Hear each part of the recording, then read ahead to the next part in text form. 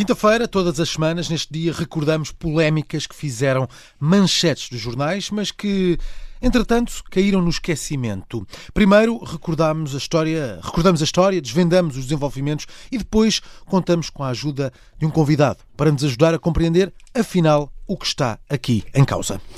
E hoje junta-se a nós o João Gama. Numa visita a uma escola há um ano, António Costa era confrontado por um professor que acusava o governo de apenas vender promessas. Era um professor que dormia no carro, tomava banho e fazia as refeições na escola, tudo para conseguir dar aulas. O nome era Rui Garcia, nasceu em Ponte de Lima e no ano passado, no arranque do ano letivo, ficou colocado em Elvas, ou seja, a 428 km de distância de casa. Uma viagem que se consegue fazer em 4 horas e 23 minutos. Ora, ir e voltar deixou de ser uma hipótese e Rui Garcia foi obrigado a procurar soluções. Normalmente pernoito nas zonas comerciais dos hipermercados, que parecem ser as zonas mais adequadas. Tomo banho no pavilhão todos os dias. A alimentação faço normalmente na cantina e ao fim de semana é que é mais complicado.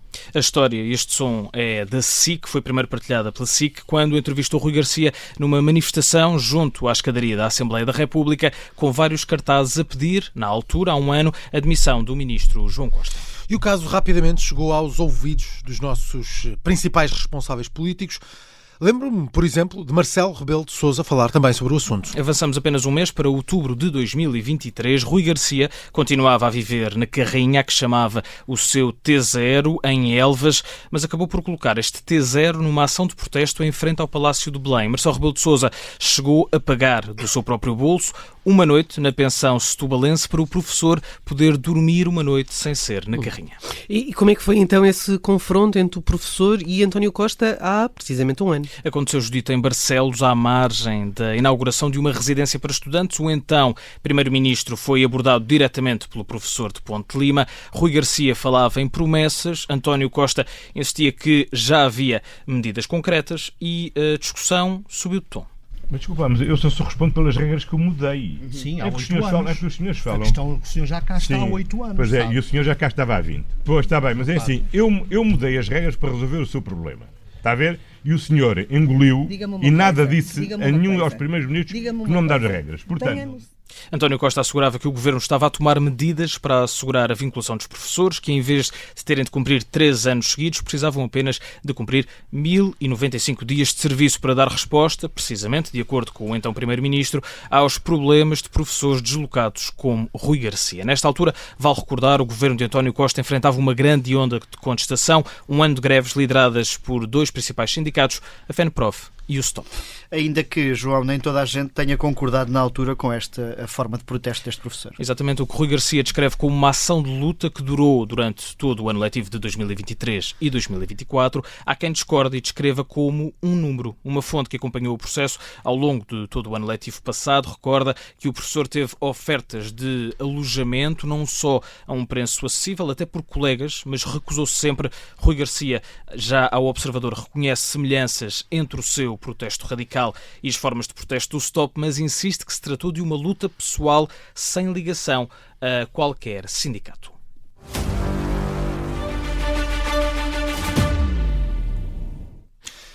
De há um ano para cá, um novo ano letivo, até um novo governo, mas a verdade é que nunca mais ouvimos falar do professor Rui Garcia. João, ainda vive numa carrinha? Não, até porque neste ano letivo o professor de Educação Física trocou a escola em Elvas pelo agrupamento escolar de Arcos de Valdevez. Está, por isso, apenas a 30 km de casa, de Ponte de Lima, por isso dorme em casa e não no seu T0, na sua carrinha.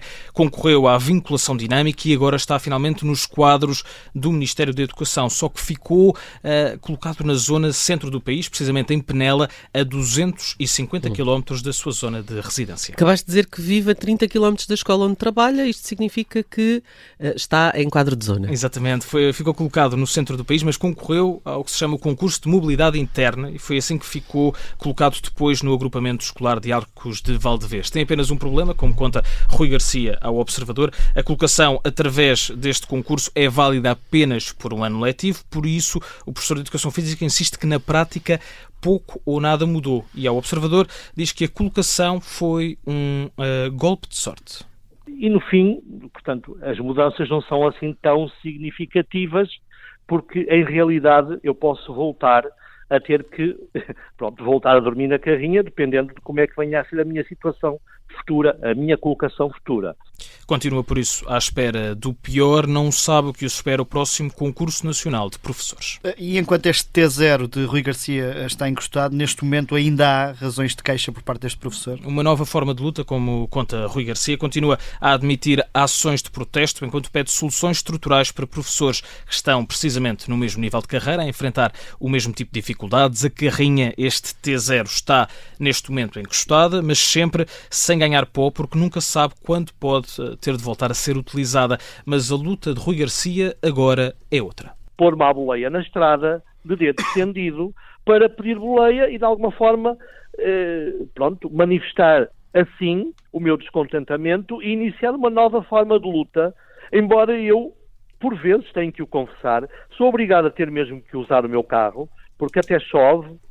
Rui Garcia está a dar aulas em 2 escolas diferentes e a falta de transportes públicos em Arcos de Valdevez obriga-o a usar o carro para fazer a viagem, agora uma vez por semana entre as 2 escolas, mas apenas quando lá está, não consegue boleia. Ainda assim, além de Rui Garcia, há vários professores que todos os anos têm que pôr a casa às costas e têm, claro, de procurar trabalho bem longe de casa. E o Observador falou com mais alguns: Daniel, Georgina, Joana, Diana. São professores que vivem com a casa às costas, a centenas de quilómetros de casa. Daniel Nunes, por exemplo, nasceu e cresceu em Montemoro Velho e aos 35 anos está a dar aulas em Setúbal. São 240 quilómetros de distância. Hoje é, por exemplo, professor de História na Escola Secundária Dom Manuel Martins, mas dá aulas a 5 disciplinas diferentes. Tem 450 alunos. Já Diana Lopes trabalha em Odivelas, nasceu em Viana do Castelo, são 386 km de distância, chegou a ter de procurar quartos de hotel para poder dar aulas, passou uma noite a dormir no sofá de uma desconhecida. Todos eles têm uma coisa em comum: são professores que não conseguem aceder aos apoios criados pelo atual governo, nomeadamente o apoio à deslocação. E são esses os apoios que têm merecido alguns reparos por parte dos sindicatos, João? Isto porque o apoio criado por Fernando Alexandre destina-se apenas a professores que deem aulas em escolas consideradas carenciadas, ou seja, escolas em que se verificou a existência de alunos sem aulas durante pelo menos 60 dias consecutivos. E este é um modelo contestado. Ao Observador, a FENPROF diz que o governo está apenas a deslocar o problema e que vai acabar por criar um problema de falta de professores nas escolas não carenciadas. E por isso defende que o apoio seja estendido a zonas carenciadas para evitar esta desigualdade entre vários docentes. E mesmo quando o apoio é pago, há docentes que, ao subir de escalão do IRS, acabam a receber menos do que o que recebiam sem o subsídio, veem este apoio engolido pelos impostos. É uma denúncia feita ao Observador pelo movimento Missão Escola Pública.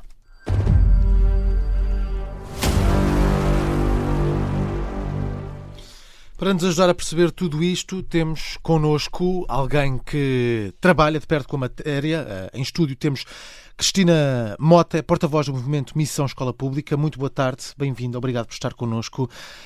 O movimento Missão Escola Pública fez um inquérito a propósito do Dia Nacional do Professor. É possível saber quantos docentes, nesta altura, vivem com a casa às costas? Boa tarde, agradeço desde já o convite. Nós, no âmbito, portanto, aqui das comemorações do Dia do Professor, lançámos este inquérito, ao qual responderam 1.368 professores e 8% destes professores disseram-nos estar, portanto, em condições de receber o tal de subsídio, tendo em conta que estavam a 70 ou mais quilómetros da sua área de residência. Se nós estendermos este número, portanto, à totalidade de professores, e podemos centrá-lo cerca dos 100 mil, temos cerca de 8 mil os professores que neste momento certamente têm a casa às costas, o que vem ao encontro, portanto, também das notícias que entretanto foram divulgadas, sendo 4 mil o número de professores que, segundo o Ministério da Educação, pediram, portanto, este apoio à deslocação. Lembramos que o apoio não é, portanto, estendido a todas as escolas, limita-se às 234 que são carenciadas, portanto, parece-me ser aqui um número que vai ao encontro, portanto, aqui do que teremos certamente na realidade, cerca de 8 mil os professores que estão com a casa às costas. Nós aqui falámos do caso de Rui Garcia, que viveu nesta carrinha durante o ano passado. Há mais casos extremos que tenham conhecimento? Nós tivemos conhecimento de mais um caso, portanto, um professor que leciona na zona de Beja e que, sendo da zona de Torres Novas, ele, portanto, durante a semana tem uma relote no parque de campismo para poder estar junto da escola onde leciona. Portanto, temos aqui também um caso deste género. Temos também informação de outros colegas, principalmente na zona do Algarve, que nos meses de verão se veem obrigados, portanto, a abandonar as casas que têm, portanto, alugado durante o ano, tendo em conta que os turistas, nesta altura, revelam-se mais lucrativos para os senhorios e eles também, portanto, temos aqui alguns casos que vão para parques de campismo no final do ano letivo. Este é um problema estrutural que sempre aconteceu na classe docente, estarem deslocados da sua zona de residência, tornou-se, digamos, um drama verdadeiramente com o aumento do preço da habitação, é evidente. Já era devido há mais tempo este subsídio de deslocação aos professores, como existe, por exemplo, a outras profissões, por exemplo, a profissão de deputado. Exato. Sim, portanto, é um problema estrutural e que tem uma resposta que, no nosso entender, parece-nos óbvia. Nós temos, portanto, muito mais faculdades a norte do que na zona sul. Portanto, o número de professores formados a norte é muito superior. E as necessidades são mais a sul. Exatamente. Ora, o que faz com que a norte, por enquanto ainda não existe uma falta de professores tão significativa. Nem casos como este tão graves. Exatamente. Portanto, até mesmo quando nos dizem que há professores do norte que vão para sul e trocam, não faz sentido. Não, isso não acontece. Portanto, o que acontece é que nós, desde sempre, tivemos professores do norte que se deslocam para sul para dar aulas. Alguns deles, inclusive, mudaram as suas vidas. Portanto, no meu grupo de recrutamento, na escola onde eu leciono, tenho, por exemplo, um casal que é da zona de Coimbra e que já há vários anos optou por se mudar para a zona de Lisboa. Portanto, alugaram casa, compraram e neste momento estão cá a viver. Mas há muitas profissões em que as pessoas têm que mudar da sua área de residência para procurar trabalho e essas não têm subsídio nem apoio à deslocação. A função de professor não deveria ser encarada como uma dessas profissões em que as pessoas optam por algo que não existe na sua área de residência ou não existe, digamos, com quantidade suficiente. Seria se nós não tivéssemos uma profissão tão precária. Lembramos que só mesmo este ano é que efetivamente conseguimos ter um número de professores vinculado que vem ao encontro das necessidades que nós temos. Portanto, acontece já há vários anos que os professores não poderiam efetivamente fazer essa opção porque não tinham a certeza de onde iriam estar colocados no ano seguinte.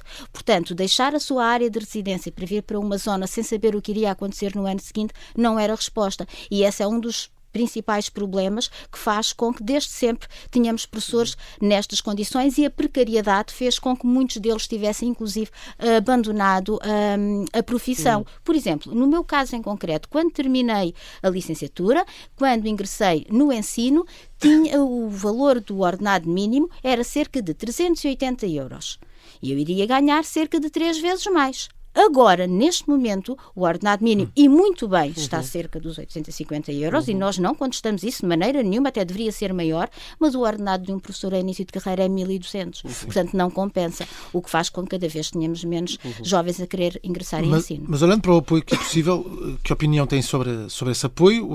Até porque têm vindo a ser denunciados alguns problemas, a questão de não chegar a todos os professores deslocados, o que é que acontece? E se este apoio é o mais indicado daquilo que poderia ser feito? O mais indicado seria nós termos horários dignos, vencimentos dignos, que não implicassem a necessidade de termos apoios ou de termos subsídios. Nós precisamos de pensar num país que não precisa de subsídios, deveria ter vencimentos que implicassem não haver esta necessidade. Mas tendo em conta que nós precisamos de respostas para já, para este ano letivo, neste momento, entendemos que o subsídio efetivamente poderia ser aqui uma mais-valia, como disse há pouco, ainda temos professores que se podiam deslocar para estas zonas mais carenciadas ou inclusive professores que abandonaram e podiam regressar à profissão. Qual o principal problema do subsídio. Não é alargado a todas as escolas, só é atribuído em escolas que foram consideradas carenciadas, o que cria uma grande injustiça, porque repare, podemos ter 2 escolas lado a lado, uma delas classificada como carenciada, que tem direito ao subsídio. Na escola ao lado, um professor que até pode estar a mais quilómetros da sua área de residência do que aquele que está na outra escola que é carenciada e não tem direito ao subsídio.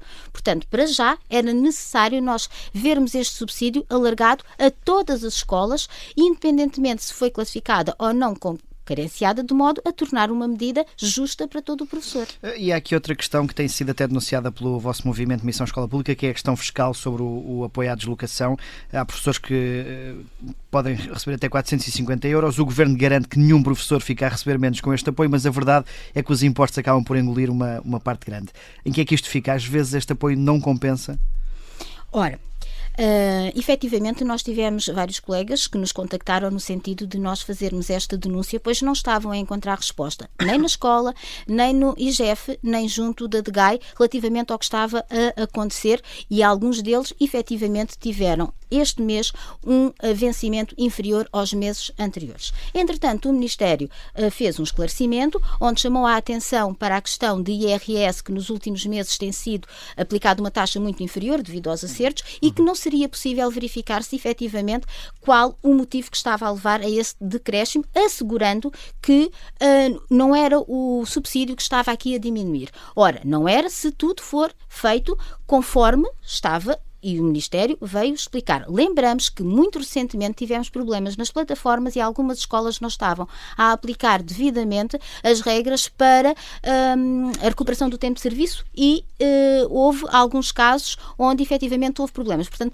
há aqui essa possibilidade de efetivamente ter havido aqui os problemas. Agora, o que nos deixou ainda mais indignados foi de facto o facto de se ter considerado que os professores estavam muito espantados por ter tido o subsídio tributado quando todos eles eram tributados. Isso não é verdade.